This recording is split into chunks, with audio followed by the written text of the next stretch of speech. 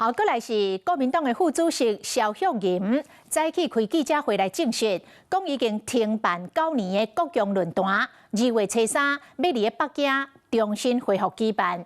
虽然因讲这届的论坛是智库的交流，不过外界认为这是为过年后邓丽文甲习近平要见面来做准备。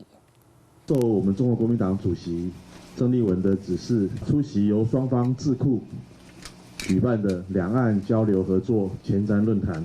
国无几天就要去中国，国民党副主席肖旭银正是讲停办9档的国共论坛，要伫2月初3停办，会讨论到观光产业甲环境影响，被认为是为过年后的定时恢复咯。几乎没有政治人物，所以这是一个非常务实、非常专业的交流。论坛定调是智库的交流，未去讲到政治性的问题。不过这摆去中国，除了会去见国台办的主任宋涛，形成国共的再次的会晤。国台办正式讲地点伫北京，会去讲到两岸旅游的议题，安尼煞引起南部选将的对呛。一定会，你们现在就在搞两岸交流，那这个用意是什么？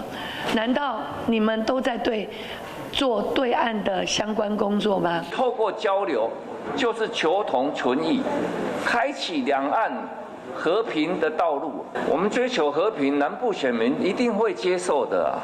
比较上，瓜子阮这几句话，描述是要讲互党中央听。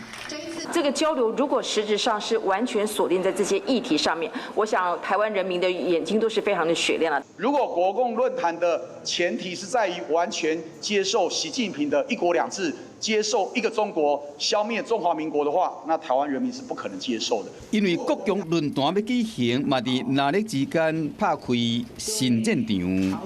Hello， 我是林仙怡。想要抢先掌握最及时的新闻资讯吗？赶快订阅、按赞、开启小铃铛，锁定华视新闻 YouTube 频道。